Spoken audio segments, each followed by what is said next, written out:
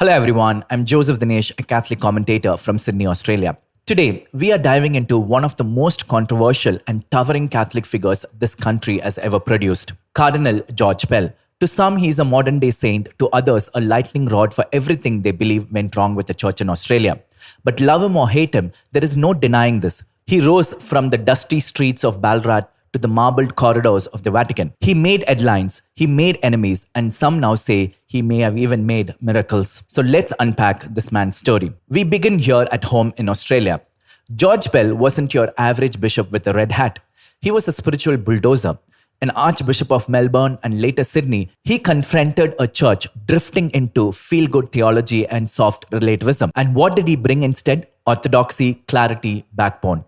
On marriage, on abortion, on sanctity of life, he stood firm, and he stood firm when it cost him. He wasn't chasing applause, he was fighting for the truth. He also did what few were brave enough to do in the 1990s. He faced abuse crisis head-on. He launched the Melbourne Response, one of the very first frameworks in the Catholic world to deal with abuse claims. Was it perfect? No. Critics later called it legalistic and too limited. But here is the thing, no one else was even acknowledging the problem. Pell at least took the first step toward justice and accountability, and that matters. But Cardinal Pell wasn't just about discipline and doctrine. He had vision. In 2008, it was Cardinal Pell who brought World Youth Day to Sydney. Over 400,000 young people from around the world, yes, around the world, poured into Australia. The streets of Sydney lit up with prayer, song, and the kind of joy only the Catholic faith can bring.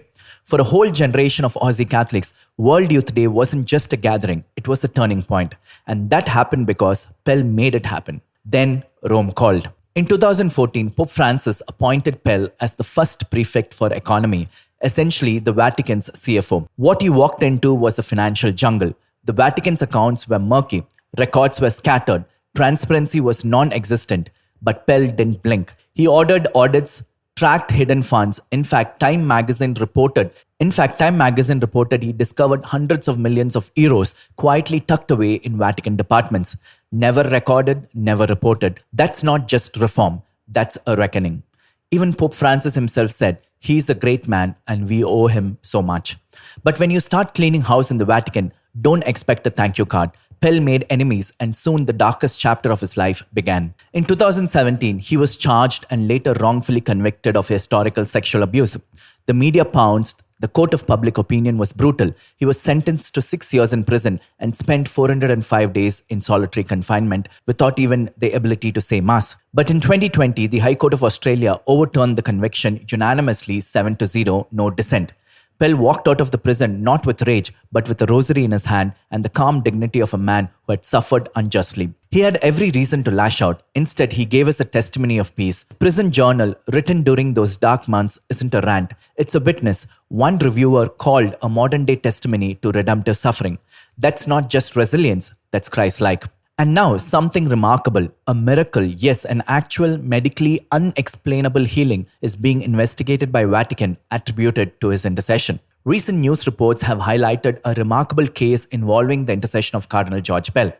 In Phoenix, Arizona, a 15-month-old boy named Vincent was found unresponsive in his family's hot tub. After 52 minutes of CPR, he was placed on life support. His parents, devout Catholics who had met Cardinal Pell in 2021, prayed fervently for his intercession.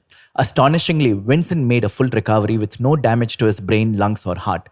Doctors are calling it a miracle. This event has sparked discussions about Cardinal Pell's potential path to sainthood. As you know, the Catholic Church requires 2 verified miracles for canonization. If Vincent's recovery is recognized as the first, the search for a second miracle will be underway. The prospect of Saint George Pell of Australia is becoming increasingly tangible. Now here's the bottom line. George Pell wasn't perfect. He ruffled feathers, he made bold calls, and yes, some wounds remain. But remember, he also fought, he bled, he suffered unjustly, and through it all, he stayed faithful. So you don't have to canonize him in your heart, but you can't ignore the impact. He brought young people back to the church, he dragged Vatican finances into the light, he endured a modern-day crucifixion and forgave. Cardinal George Pell played the long game, and heaven might be proving him right.